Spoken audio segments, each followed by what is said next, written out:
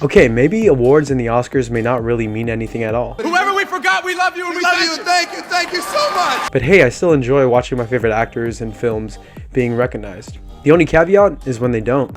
Wait a minute. Holy shit. Holy shit. Holy shit. Oh my god. Oh my god. Oh my god. Oh. No, wait, what? Oh, wait, is Dude not there? Oh, is Dude not there? Is that oh correct? my god. Is Dude not there? Yeah. No. Snubs are a regular occurrence when it comes to the Oscars, when obvious nominees or wins go against the status quo. But honestly, that's why we love it, right? The uncertainty with nominations and wins in film is very intriguing. But let's dive into why this year's Best Director race is all but over with a Christopher Nolan win for his latest film, Oppenheimer. Now I am become death, the destroyer of worlds.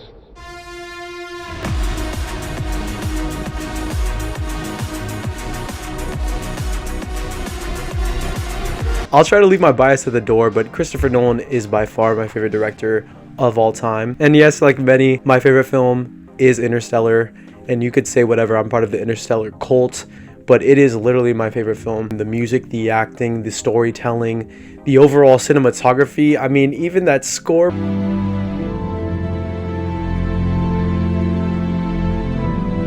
The greatest score by Hans Zimmer. The film had 5 nominations, but only 1 win for visual effects, not for Hans Zimmer's score, which is sad, but hey. But still, Nolan had all pieces put together in 2 hours 49 minutes of an amazing film in my opinion. But when it comes to the Academy, Christopher Nolan has had his fair share of award woes. Starting with the biggest award, Best Picture, Nolan only has 2 films to his name, one for Inception in 2010, and the second one for Dunkirk in 2017. And for the Best Director award, which we're talking about today, he's only had 1 nomination, and that's for Dunkirk in 2017. The ones that he gotten snubbed out of are his most acclaimed films, so that's The Dark Knight in 2008, and then 2010's Inception, a huge snub for even getting Best Picture as a sci-fi film. And let's not forget, Nolan is a screenwriter, and he has 2 nominations to his name, one being for his very second feature film, Memento, in 2000, and the second one being for Inception, that crazy screenplay for 2010's film. So that's 5 nominations in total for Nolan, and he has 0 wins. But this year is bound to be different for his latest film, Oppenheimer. The film dives into the complexities of Oppenheimer's moral dilemmas in the development of the atom bomb and what transpired afterwards. The storytelling and winding this sort of biographical flick into a 3-hour non-stop piece of entertainment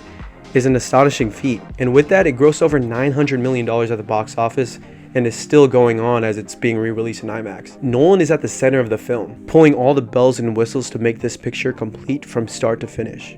Watching Oppenheimer, it was this great moment of confirmation that there is a master filmmaker at work. Amongst the current Oscar rankings, Las Vegas, Gold Derby, and The Oscar Expert, which is one of the top Oscar YouTubers, they hold Oppenheimer as #1 for Best Picture right now. But for Best Director, Nolan blows everyone out of the water with this. He is the absolute favorite to win this year. He hasn't lost 1 Best Director major precursor award, so he's nominated for Golden Globes, BAFTA, Critics' Choice.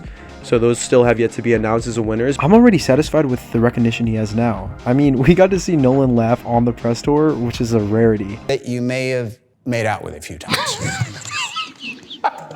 While still liking her.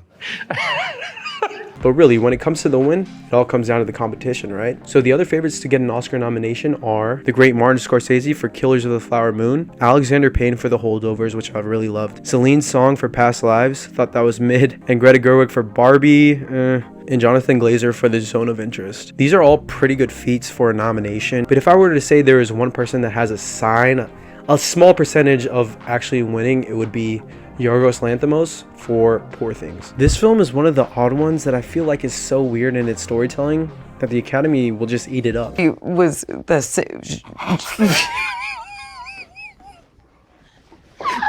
it.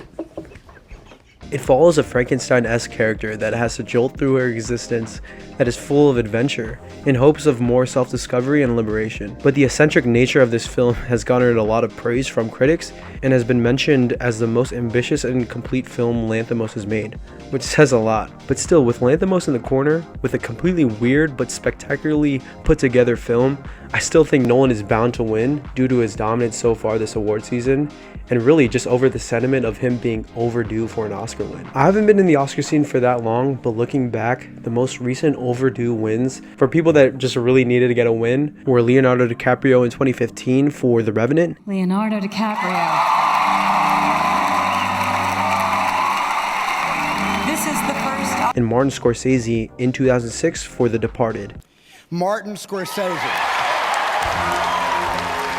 We all know Scorsese has so many classics, from Taxi Driver to Goodfellas, without one single win. But the Academy gave this director and picture win to Scorsese, which I felt like was for the great film in The Departed itself, but also for all the work he had done for cinema alone.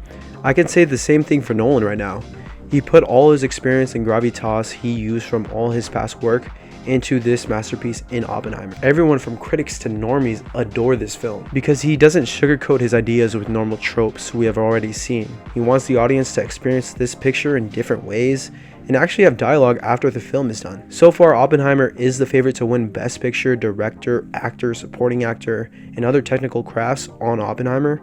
And if this holds true, it's going to be an amazing night come March 24th. This is Nolan finally getting what he deserves at the Academy, and us Nolanites and just regular film fans want to see happen. Even though these don't really matter, we just love to see some recognition at the top. Only one man could have made this film, and only one man can bring it to you tonight. Ladies and gentlemen, please welcome to the stage, Mr. Christopher Nolan!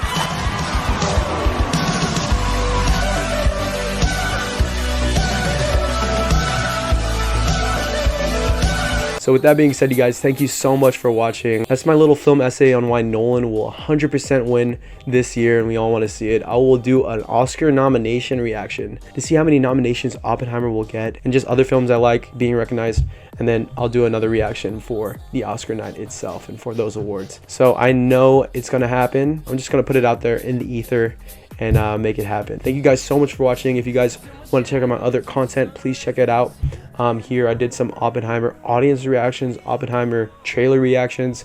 It is my favorite film this year or last year. That being said, you guys, thank you so much. Take care and cheers, guys. Have a good one.